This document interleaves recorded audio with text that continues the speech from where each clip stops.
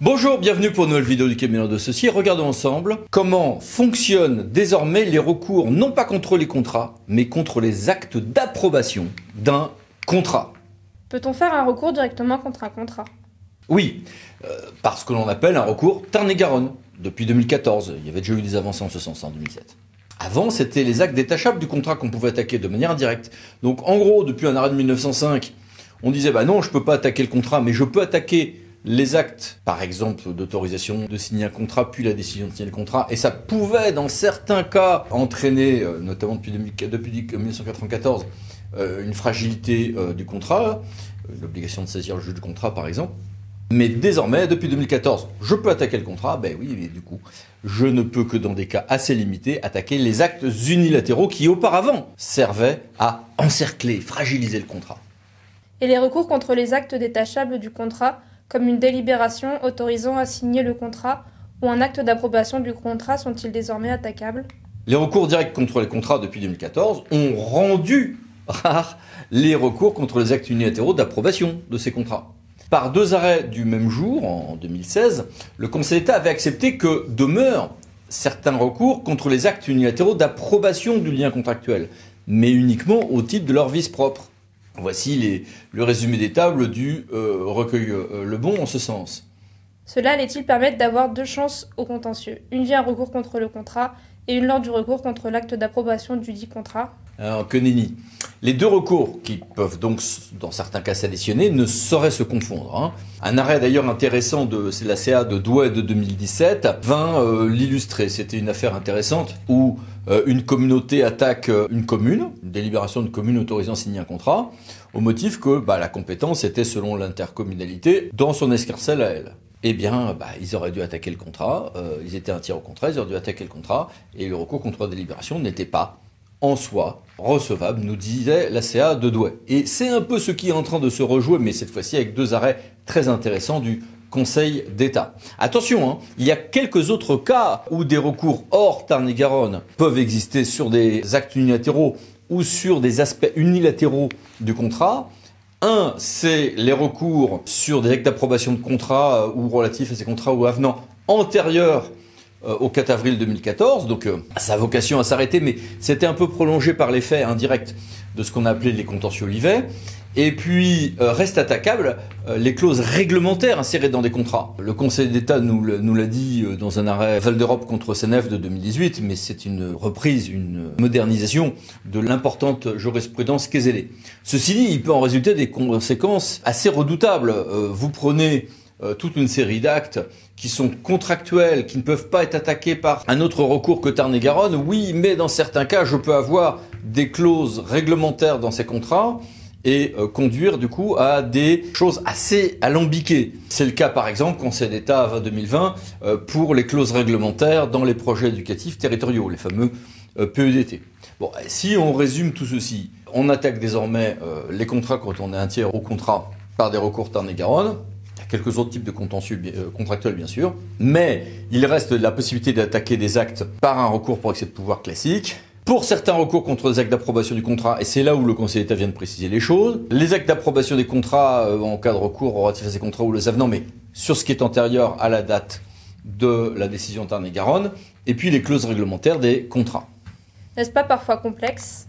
Ah oui, ça peut être très complexe. Prenez par exemple une délibération sur un PUP, un projet urbain partenarial. Eh bien, ce recours va être rejeté en tant qu'il vise la convention, parce qu'on nous dira, ah bah non, il fallait attaquer la contrat recours Tarn-et-Garonne. Mais le PUP, pour partie, prend des décisions, par exemple l'approbation d'un programme d'équipement, c'est annulable. Donc vous voyez la difficulté pour retrouver ce genre de complexité dans les PEDT, comme je l'évoquais tout à l'heure, mais dans bien d'autres domaines. Prenez deux décisions du Théâtre de Marseille qui s'affichent à l'écran sur la reconnaissance faciale dans les établissements. Pour partie, je prends des décisions qui s'attaquent en recours pour excès de pouvoir, je vais attaquer la décision, l'acte administratif, unilatéral, et puis dans d'autres aspects, l'approbation de contrats de mise en œuvre de ceci devra donner lieu en recours Tarn-et-Garonne. Parfois, il faut s'armer un petit peu de cachet d'aspirine et surtout de méticulosité pour décortiquer les actes à attaquer sans se faire avoir par la complexité ni par les délais. Et cela qu'intervient des deux arrêts commentés ce jour, à savoir l'arrêt d'Antony du 2 décembre 2022. Ben oui, c'est là où le Conseil d'État est intervenu. Alors, Première décision, c'est une décision du 2 décembre 2022, un arrêt d'Antony, comme celui du 23 décembre 2011, dernier arrêt d'Antony puisque c'était une prolongation par ses ayants droit post-mortem de ce recours. Et le Conseil d'État a clarifié de manière restrictive cette notion d'acte d'approbation des contrats, dans le même sens que la CA de Douai que j'évoquais tout à l'heure en réalité. Donc les actes d'approbation pouvant donc donner lieu au recours direct, ainsi que le régime contentieux, ont été définis de manière étroite par le Conseil d'État. La Haute Assemblée, en effet, nous dit que seul sera attaquable un acte unilatéral d'approbation du contrat fait par autrui et non pas à une étape d'adoption de la décision de signer le contrat en interne. Donc cette approbation n'est pas une autorisation de signer un contrat faite en interne par l'assemblée délibérante de la structure ou quelque chose qui ressemble. Ça ne peut pas être une étape d'adoption en interne, mais bien une structure faite par autrui. Donc on a là quelque chose qui est assez strict. Il a inclus, le Conseil d'État, dans cette notion, tout acte émanant d'une autorité distincte des co-contractants concernant un contrat déjà signé nécessaire à son entrée en vigueur. Mais du coup, il a exclu, comme l'avait fait la CA de Douai précité, tout acte participant du processus de conclusion du contrat, ce qui limite cette hypothèse tout de même à des situations moins habituelles qu'on l'eût pensé en 2016. Et est ajoutée à ce stade donc une distinction. Les actes d'approbation sont seulement ceux qui émanent d'une autorité distincte, disais-je. Et donc, s'il s'agit de formellement approuver le contrat, mais que ça fait partie du processus de la conclusion du contrat, exit, pas de recours pour excès de pouvoir contre ces actes, même au nom de leur vice propre. Donc, en l'espèce, M. D'Antony a attaqué une délibération du conseil d'administration de l'École normale supérieure de Lyon approuvant une convention, il en était membre. Il a attaqué l'acte approuvant cette convention.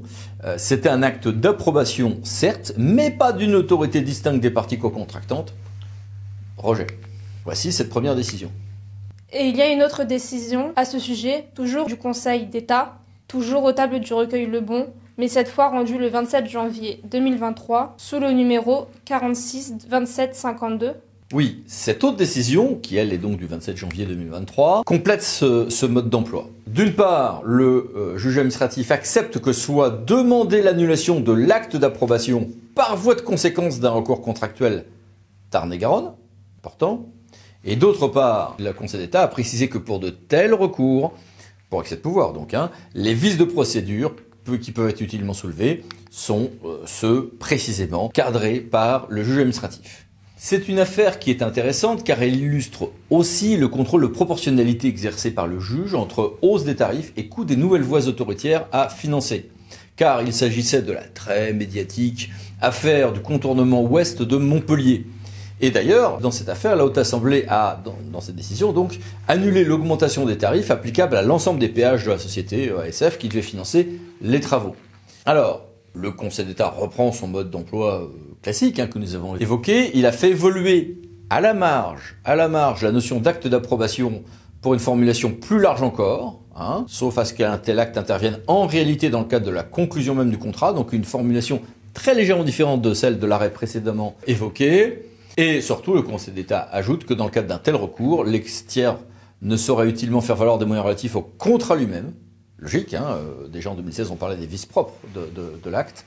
Et ne peuvent soulever que du vice propre entachant l'acte d'approbation, ça c'est classique. Mais ce qui est intéressant, c'est que le Conseil d'État précise qu'ils peuvent aussi demander l'annulation de cet acte par voie de conséquence de ce qui est jugé sur le recours formé contre le contrat. Si je fais un recours Tarn-et-Garonne, je peux, dans mon recours contre l'acte d'approbation, avoir une sorte d'exportation en disant si le contrat est annulé, ça peut glisser vers les vices pouvant justifier de l'annulation de l'acte d'approbation. Ce qui veut dire que j'aurai évidemment la possibilité d'exciper, si on est requérant de ceci, qu'à la condition d'avoir fait un recours concomitamment Tarn-et-Garonne, voire peut-être une demande accessoire dans un recours Tarn-et-Garonne ou un recours évidemment pour excès de pouvoir contre des clauses réglementaires d'un contrat en parallèle à l'acte d'approbation du contrat, dans certains cas. Dans certains cas, le plus probable, le plus habituel en tout cas, sera que ça soit parallèle à un recours Tarn-et-Garonne.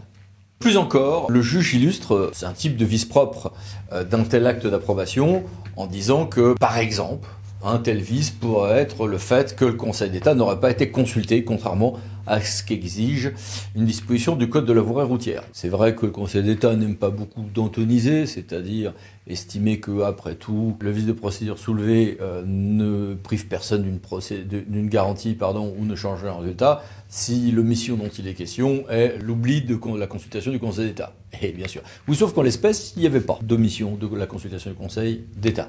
Cette affaire illustre aussi le contrôle de proportionnalité exercé, je l'ai dit tout à l'heure, entre les hausses des tarifs et le coût des nouvelles voies autoroutières à financer, ce qui est intéressant, d'autant plus intéressant que l'on pourrait se demander sur ce point s'il y a ou pas une concordance totale entre la position du Conseil d'État et celle de la Cour de justice de l'Union européenne du 28 octobre 2020. À mon avis, on a plutôt des points de vue devenus concordants, mais on pourrait en débattre sur certains aspects. La suite de cette seconde décision donc, du Conseil d'État ne manque pas non plus d'intérêt s'agissant de la recevabilité du requérant en tant qu'usager, qui à ce titre n'était pas lésé assez directement et certainement par la décision de contournement en question et par les autres clauses réglementaires en cause. Je vous mets tout ceci à l'écran, c'est assez intéressant. D'ailleurs, sur le fond, toute la presse a dit que le requérant avait gagné. Son gain, en réalité, est assez partiel, en fait. Voici donc cette seconde décision, Conseil d'État, 27 janvier 2023. C'est tout ? Bah oui, c'est tout, c'est déjà beaucoup. Bon courage pour la digestion de toute cette vidéo, et à bientôt pour d'autres vidéos du cabinet Lando Associés. Pensez à vous abonner. Merci, au revoir.